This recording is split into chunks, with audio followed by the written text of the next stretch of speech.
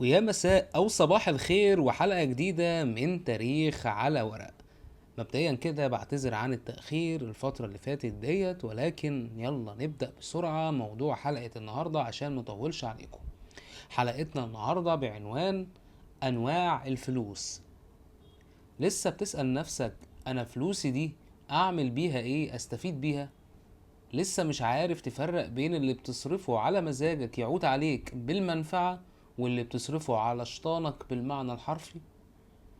أنواع الفلوس هي إيه؟ وإمتى أقول المال الحلال أهو، وإمتى أقول فلوسي فين يا ولاد انتوا عارفين يا ولاد الإيه.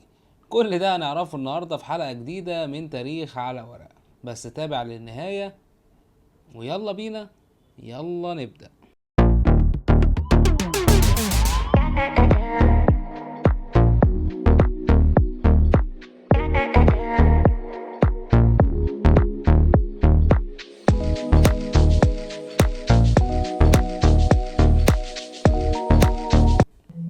أوقات كتير بنسأل نفسنا ليه، والسؤال ده حقيقي محتاج حلقة لوحده نفسر فيها أشكال وأنواع كلمة ليه اللي مجننانا دي.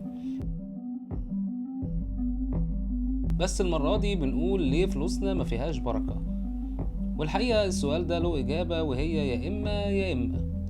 أولا كده يا إما فلوسك فيها شبهة لا سمح الله، وثانيا كده فلوسك تمام التمام بس انت اللي سيء التصرف فيها. يعني ايه سيء التصرف فيها؟ يعني انت بالبلدي كده مش عارف تستخدمها صح، تاخد فلوس من هنا وتطيرها من هنا علشان انت شخص مبذر او ما عندكش مسؤولية او ما عندكش اعتبار ان انت تصرف الفلوس في الحاجة اللي ليها اولوية.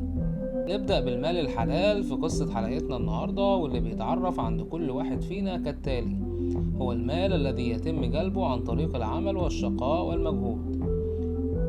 هقولك مظبوط و10 على 10، بس بصراحة كده ما تسيبهاش عايمة الله يخليك، علشان الموضوع مش بالعمومية دي. صحيح المال الحلال هو نتاج عمل، بس عمل عبارة عن ايه؟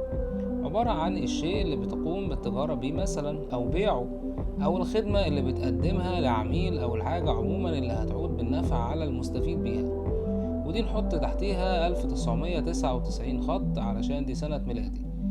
المهم، وصحيح المال الحلال بيحتاج شقاء، بس أي نوع من أنواع الشقة أكيد هو اللي بتسعى من خلاله لإرضاء دينك وأهلك ونفسك طبعا، وكذلك المجهود. ايه اللي يخليني اشتغل فوق طاقتي الا اذا كنت مخلص قوي وخايف على كل دقيقة اضيعها في العبادة اللي بعملها وهي العمل، او بعمل حاجة تانية، وده اللي هنتطرق له دلوقتي. العكس تماما، وهي الفلوس الحرام، واللي بتتعرف عند معظمنا برضو هي الفلوس اللي ما فيهاش بركة.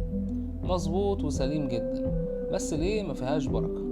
فين اسبابك وفين الكلام اللي يقنع؟ انا هقولك. الفلوس الحرام صحيح حرام علشان حرام وقتها، وحرام مجهودها، وحرام شقاها. ده انت بالبلدي بتقول لاخوك لما ياكل زيادة عن طاقته يا ابني حرام عليك. لما تشوفي واحد بيزعق لطفل بتقوليله ليه كده حرام عليك. الكلمة لا إرادية بس بتعبر عن معناها. احنا حرفيا عارفين معنى الحرام، او بمعنى اصح مؤشر او سنسور الاحساس بالحرام موجود فينا بس مش حاسين. وده اللي ربنا سبحانه وتعالى وضحه لنا، ولكن تعالى اقولك ازاي انت بتستثمر مع الشيطان.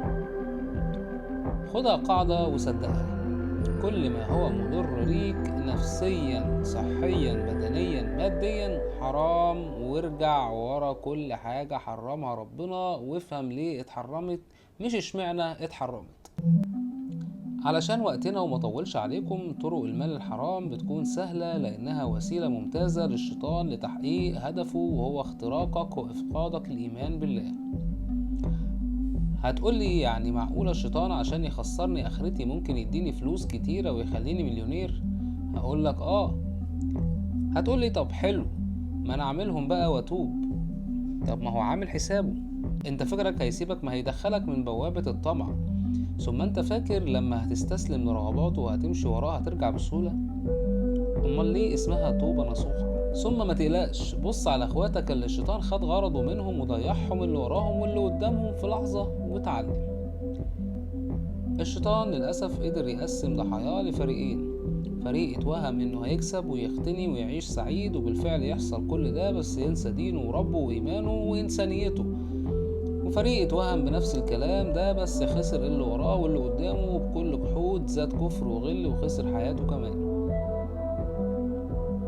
عاوز أقولك إن المال الحرام طريقه سهل بس حسابه تقيل، وهتدفع تمنه، هتدفع تمنه في نسيانك لأصلك ولدينك ولمبادئك.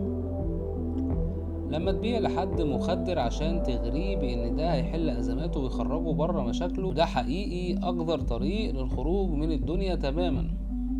لما تستحل دم أو أعضاء أو روح علشان تبقى الأغنى عن الإطلاق، لما تكتال في البيع وتنصب عشان تضاعف أرباحك وتقول أصلها تجارة، طب وذنب اللي خد حاجة أقل من قيمتها ودفع أكتر بكتير إيه؟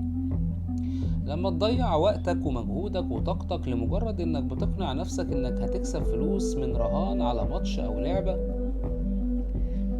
هتقول استنى دي مفيهاش حاجة ما تزعلنيش منك. هقولك انت اللي ما تزعلنيش منك. واجه الحقيقة. ما انت لما بتخسر اول كلمة بتقولها ما هي فلوس حرام، واللي كسبها اللي كسب الرهان، ولما بتكسب انت هو بيخسر وانت تاخد فلوسه، ولا انت تعبان ولا هو تعبان، وصاحب اللعبة الشيطان الكبير ده هو الكسبان. ما تقنعش نفسك انه حلال، لانه ببساطة لو خد مش هيعوض وهيلحسك التراب، ولو اداك فغيرك لحس التراب يا معلم بسببك. من الاخر كده واخيرا، وعارف اني طولت عليكم، اصنع الامل بنفسك ولنفسك. عاوز تعمل فلوس كتير قوي؟ هما خطوتين والله ملهمش تالت. الاولى انك تحلم وتصحى تنفذ وتبني طوبة طوبة بجد في الشيء اللي انت بتفهم فيه او بتحبه ويكون هيفيد غيرك او غيرك محتاجه، وهم دول اللي ينجحوك ويخلوا معاك فلوس كتير. خلصت حلقتنا النهاردة من تاريخ على ورق، حلقة نصيحتها ان انت تلتزم وتبعد عن السكة الحرام، السكة السهلة، لان السكة السهلة اخرتها صعبة، ودي قاعدة مفيش حاجة سهلة الا اذا كانت بتودي ورا الشمس. اشوفكم في حلقة جديدة قادمة من تاريخ على ورق. سلام.